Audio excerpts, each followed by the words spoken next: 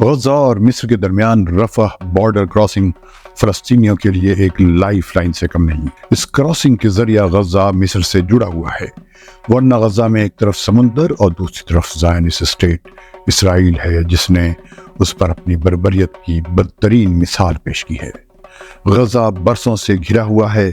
7 अक्टूबर से जब से हमास के अल-क़स्साम ब्रिगेड ने इसराइल के खिलाफ हमले शुरू किए हैं और उसके बाद इसराइल ने गजा पर बमबारी का सिलसिला शुरू किया है। रफह क्रॉसिंग पर दुनिया की नज़र है, जो दरअसल गजा की 7 बॉर्डर क्रॉसिंग्स में से एक है और अकेली क्रॉसिंग है जो इसराइल के कानूनी दायरे में नहीं आती। यह अलग बात है कि मिस्र के हुक्मरान इस क्रॉसिंग पर भी इसराइल के हुक्म के मुताबिक ही अमल करते हैं। बाकी 6 क्रॉसिंग इसराइल के ज़ेरे इंतज़ाम है, लेकिन अब इसराइल इस रफह क्रॉसिंग को भी अपने कब्जे में ले लेना चाहता है और धमकी दे रहा है कि वो उस पर भी हमला करेगा। ऐसे में हमास का रद्द-ए-अमल क्या होगा और मिस्र उस पर कैसे रिएक्ट करेगा, ये समझने के लिए आगे का ये वीडियो ज़रूर देखें। इससे पहले अगर आपने अब तक ये चैनल सब्सक्राइब नहीं किया है तो इसे सब्सक्राइब कर लें और बेल आइकन को क्लिक करना न भूलें, ताकि आपको हर नए वीडियो का नोटिफिकेशन मिलता रहे।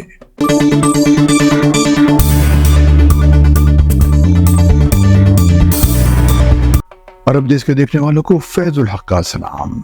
इसराइल ने 2005 में जब गजा से अपनी फौजें वापस बुला ली थी, रफह क्रॉसिंग से भी उसका कंट्रोल ख़त्म हो गया था।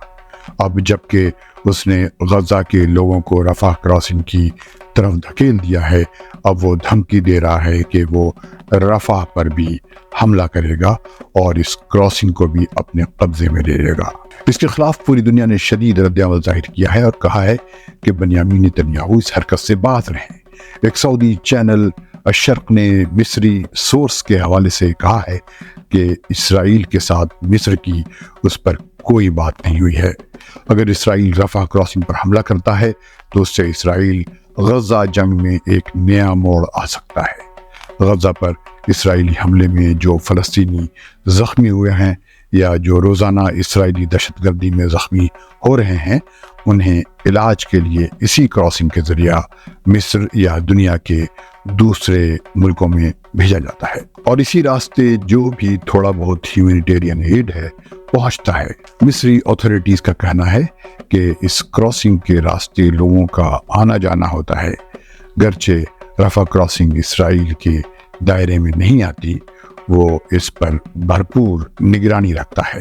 इसके अलावा इसराइल गजा में हर तरह के दाखिले की निगरानी करता रहता है और आज भी कर रहा है। 7 अक्टूबर के बाद से उसकी निगरानी और भी सख्त हो गई है।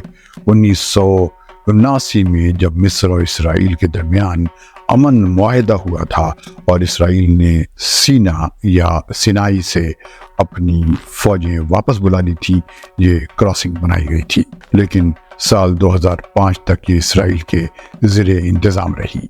2005 में इसराइल और मिस्र के दरमियान एक मुआहदा हुआ था और ये क्रॉसिंग मिस्र और गजा की जॉइंट निगरानी से चल रही थी और इसराइल के साथ जो इस सिलसिले में मुआहदा हुआ था उसके मुताबिक यूरोपियन यूनियन को अपने एक मिशन के ज़रिए इसकी निगरानी करनी थी, जो 2007 तक जारी रही।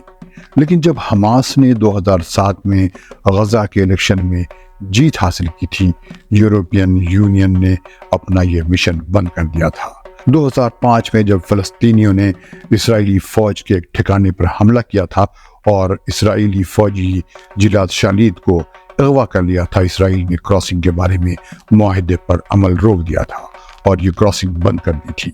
लेकिन 2011 में जब मिस्र में अवामी इनकलाब आया था, ये क्रॉसिंग खोल दी गई थी और ये अब तक खुली रही। मिस्र के फॉरेन मिनिस्टर सामे शुक्री का कहना है 17 अक्टूबर के बाद से जब मिस्र ने यह क्रॉसिंग खोलने की तैयारी की ताकि गजा में ह्यूमैनिटेरियन एड पहुंचाई जाए, इसराइल ने उस पर 4 बार हमला किया है। मिस्र का कहना है कि इसराइल ये कार्रवाई इसलिए करता है ताकि गजा के लोगों को इंसानी मदद पहुंचने में देर की जा सके। उनका कहना है कि मिस्र रफा क्रॉसिंग से सैकड़ों नहीं बल्कि हजारों इमदादी ट्रक भेजना चाहता है, लेकिन इसराइल की तरफ से जो रुकावटें पैदा की जा रही हैं उसकी वजह से वो ऐसा नहीं कर पा रहा। दुनिया भर से دباؤ کے باوجود یہ کراسنگ اس طرح نہیں کھل رہی ہے جس طرح کھلنی چاہیے۔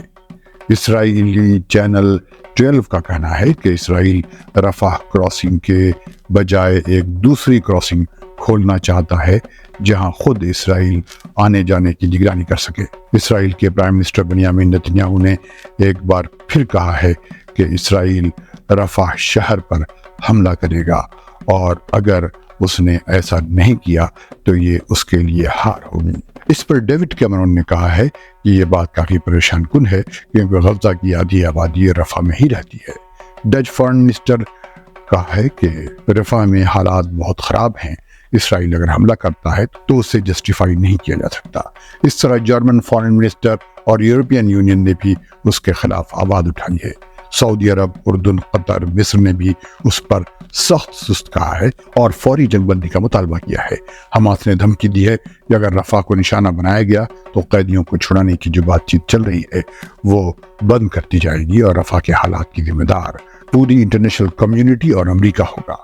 لیکن چونکہ رفح کراسنگ کا تعلق مصر سے بھی ہے، کیا وہ اس پر کوئی رد عمل ظاہر کرے گا؟ کہا جا رہا ہے کہ اگر اسرائیل اس پر حملہ کرتا ہے تو مصر اور اسرائیل کے درمیان امن معاہدہ خود بخود ختم ہو جائے گا۔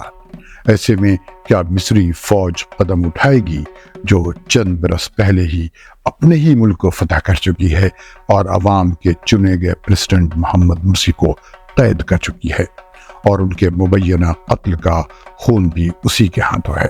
سوال یہ ہے کہ کیا اپنے ہی ملک کو فتح کرنے والی فوجیں دوسرے ملکوں کی فوجوں سے لڑنے کے قابل ہوتی ہیں؟ ملتے ہیں ایسے ہی کسی دوسرے ویڈیو کے ساتھ۔ خدا حافظ۔